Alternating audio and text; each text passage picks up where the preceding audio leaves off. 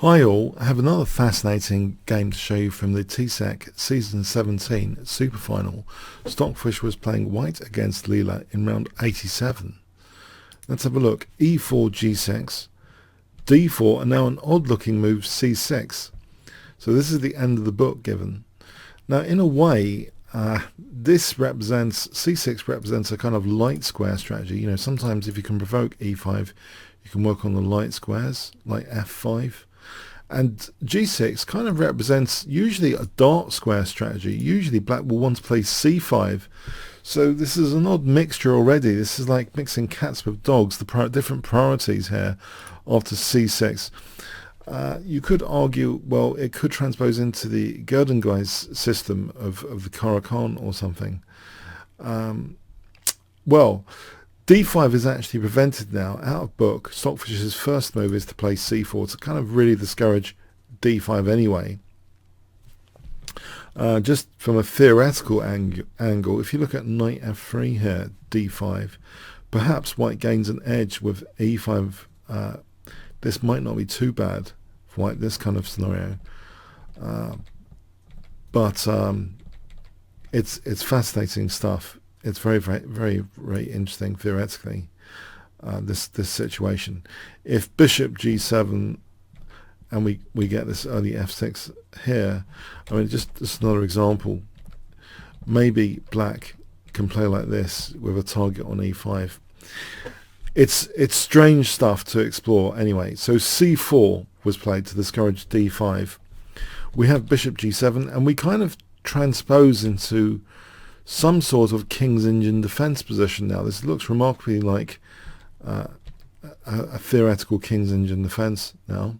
So after E5, we have D5. It's if we look at D takes, trying to win a pawn, it's going to run into knight takes E4 usually, that kind of thing. It's usually going to be offering black compensation. So anyway, both sides just castle, E5, D5. White has the extra space. Knight A6, we have bishop E3. Slightly provocative, provoking knight G4. We have bishop G5, F6. So pawns don't go backwards. And Leela is the one being provoked here. And in fact, it's quite strange, this game. It seems as though Stockfish is the one with kind of mega prophylaxis, provoking, and not really doing anything that constructive. Almost like waiting for the opponent to create weaknesses, liabilities. We have bishop H4. Now this is in general a provocative system that white can employ to encourage G5 and the weakening of this F5 square. Surely Leela, highly evolved Leela, will not do something like that and weaken F5 unnecessarily. Let's have a look though. C5, that locks up the queen side. Interestingly, Stockfish is not deterred from playing for B4. We have A3, knight H6, H3, which potentially gives the bishop a route back, you know, with bishop G3 and bishop H2 sometimes. We have B6, queen D3, knight F7, rook FB1. Yeah, it seems almost, this is very inhuman to me, this plan, because it's basically saying B4, but then what? Because anytime you play B takes, there's knight takes, and that seems a nice blockading knight against this pawn. Only B5, so what? Knight C7, you haven't really, white hasn't really achieved anything. But there's a very interesting point which maybe us humans are missing here about this mysterious rook move, which is about to come up. But first H5, and it's almost as if Leela is interested in winning this bishop actually, with G5 and H4, you know, not winning the bishop, but pushing the bishop back, tempo gains. We have bishop D1. And, okay, this vacates the E2 square. You might think, this looks a bit pointless. But notice how these pieces also are looking at both sides of the board all the time. It's as if there is a kind of prophylaxis and waiting to pounce. So the bishop could pounce in there, the knight could pounce in there. And it's almost as if these light squares, they're kind of lit up by white's pieces actually. They're kind of being x-rayed. And in fact, the two pawns here are looking at b4 and g4 as well. It's a fascinating position aesthetically for a potential prophylaxis here. We have rook b8 and now b4, and you might think completely pointless move. What is this b4 about? The one thing it does offer, after bishop h6, we have this move rook b3. It does afford rook b3, so the pawn is still in front of the pieces. The rook now has options of defending across this third rank. So I find that fascinating. White has a very, very strong iron grip on the position. In fact, it reminds me of one of the earliest encounters between Tigran Petrosian playing white against Bobby Fischer in a way. There's a kind of bear hug set up by Petrosian, and Fischer tries to be active. That game eventually ended up in a draw. It seems White's kind of got a bear hug on both sides of the board, especially striking, as mentioned. This queen is looking at maybe sometimes discouraging f5 potentially. Well, that sort of thing. This discouragement of any pawn breaks. We have rook b7. The queen drops back now. So this does mean that bishop c2 might actually discourage f5 more energetically. Knight g5, and we have knight h2. So rook h7. It seems maybe Leela's trying to brew something up over here. We have rook ab1. Again, it's just really, really mysterious, these rook moves. But there is certain perks that this rook has that third rank to work with. Knight f7, and now knight b5. There is a snag in black's position. This a7 pawn is a bit of a hassle to do something about. And you might wonder, hold on a sec, what about g5 and h4? Doesn't that win the bishop in broad daylight? In fact, Leela here played queen e7. This is really, really fascinating stuff. If g5, bishop g3, it turns out after h4, guess what white plays? It turns out here, knight takes a7, this continuation where whole bishop's sacrificed, but white has got a majority of pawns over here. This is very, very dangerous for black. It seems white actually might be emerging with a strong advantage, exchanging off strategically the important bishop of black, that light square bishop. So there's no real attack potential.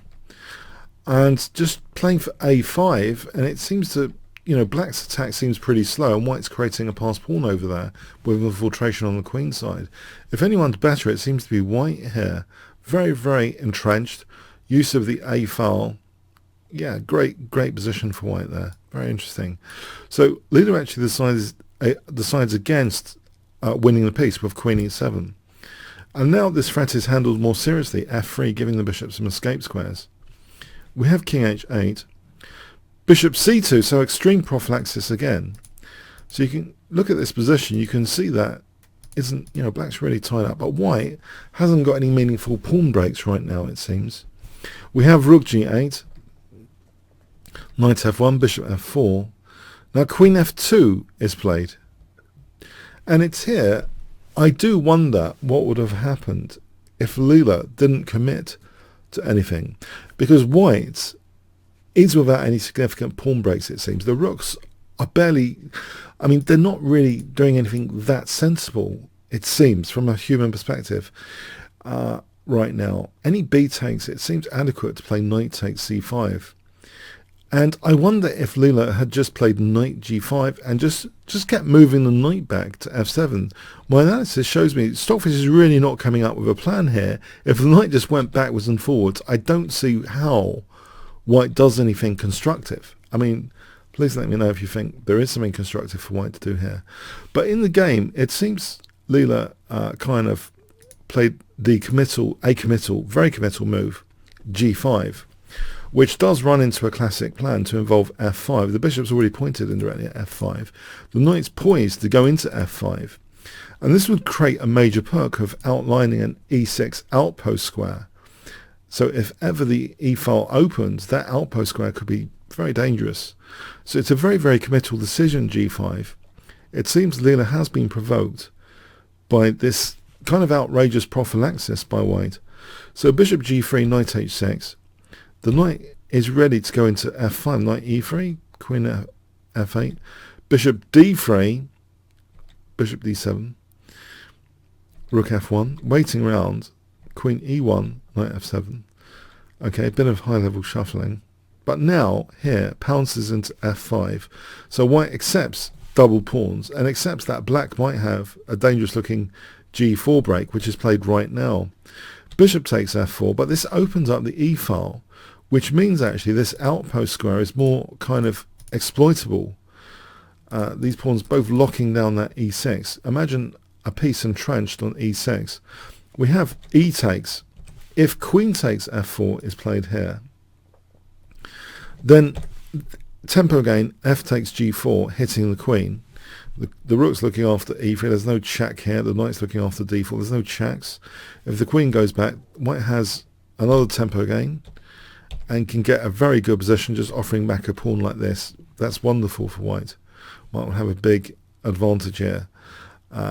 Potentially going to be using e4 square later. a7 is also a problem sometimes. So, okay, so e takes is played. And we have h4. So, not minding g3, potentially. So, rook hg7, king h1. The bishop is holding up against g takes, because bishop takes will hold g2. So, rook e8. This looks like a nasty pin for a moment. It's unpinned, queen d2. We have rook e7, bishop d1 getting out of the way there. Rook g8, rook e1, just offering to exchange off a pair of rooks. So rook e5. If rook ge8, we can actually see here rook e6. So that's a marvellous outpost square, which is really horrible for black to allow. So for example, this position, g3, and knight takes d6, white could start winning material without too much penalty and get, you know, really superb position like this, for example. So we have rook e5, and it looks as though this is letting a7 go. Is this some super dynamic considerations going on here? Because the knight surely can also go to c6 after.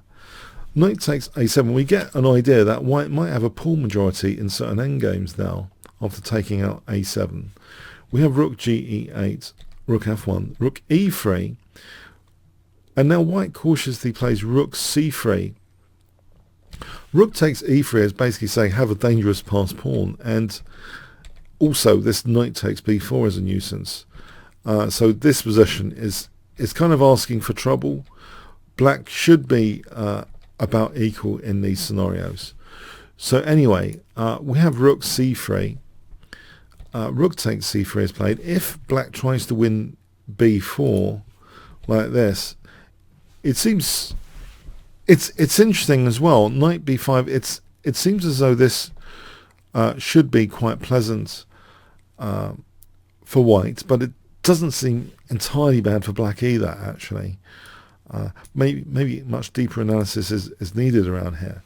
So anyway, rook takes, queen takes, rook e3, queen d2, and we have g3. So black's pretty committed in terms of pawns. Usually it's Stockfish committing the pawns fully, but there's no easy way to kind of exploit this form pawn here, because how does black actually get to attack h4? If the queen could come into h4, it'd be like near mating, but how does black actually attack h4? So we have knight c6, and queen f8 is played.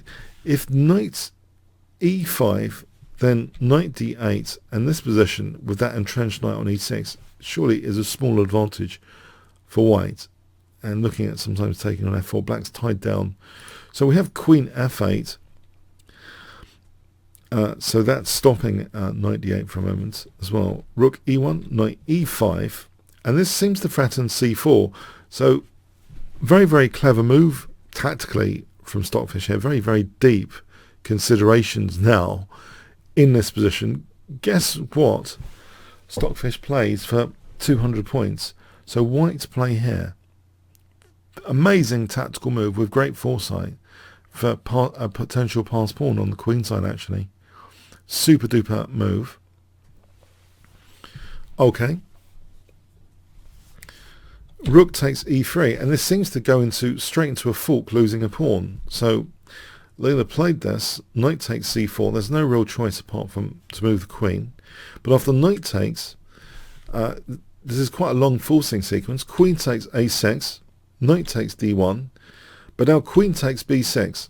And you see here clearly white has ended up, after the smoke's cleared, with potentially dangerous passed pawns here.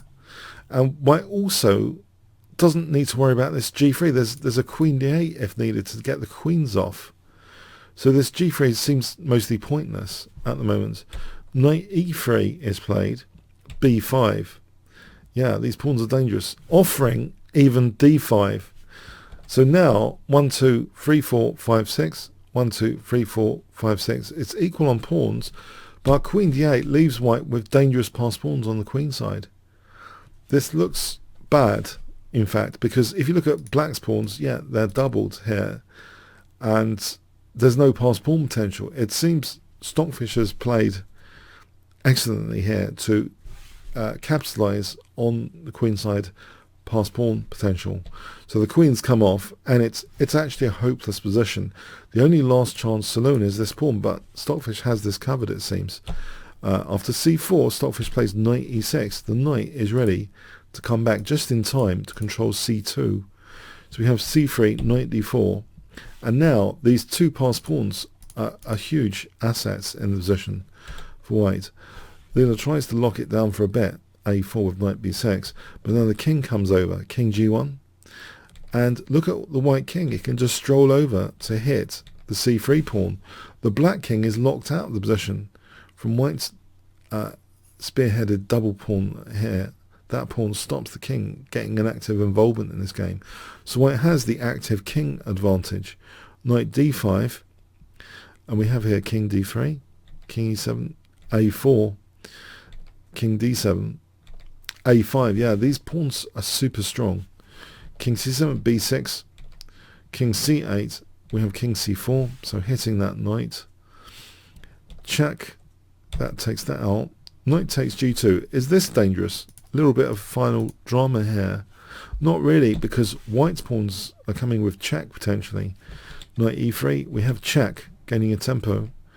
And now, killer move in this endgame. Can you see what white plays? If I give you 5 seconds, white to play here. Okay. Knight c6, yes, to facilitate queening. That's taken. b8, queening. So white's queened first. And lets Leela have a potential queen, but Leela doesn't go for that queen just yet. And just goes back with the knight. So a1, a8, pardon me, queening with check. And just rounding up that pawn. And it's all over, bar the shouting. So, yeah, a fascinating game. Stockfish seemingly playing the rooks very mysteriously, as Dimswich would say. Two very, very mysterious rooks, but they did control this third rank earlier, even if they weren't going to open the B file. It seems, I'm not entirely convinced if Leela did absolutely nothing but move the knight back and forth. Once f5 was weakened and the knight got to f5, we had the pawn on f5. That pawn seemed more an advantage than a disadvantage. It cut the king out of activity in endgames, and it marked out that key outpost square e6. So a really fascinating game, full of interesting dynamic positional considerations.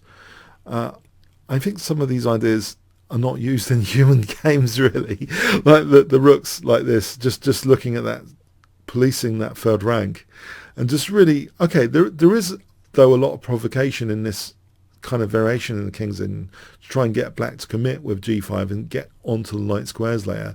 And there is a common strategy exchanging off the light square bishop. So some of that is in human games that I've seen many of. But there is some original strategy and tactics here as well being represented, I believe. So a fascinating struggle.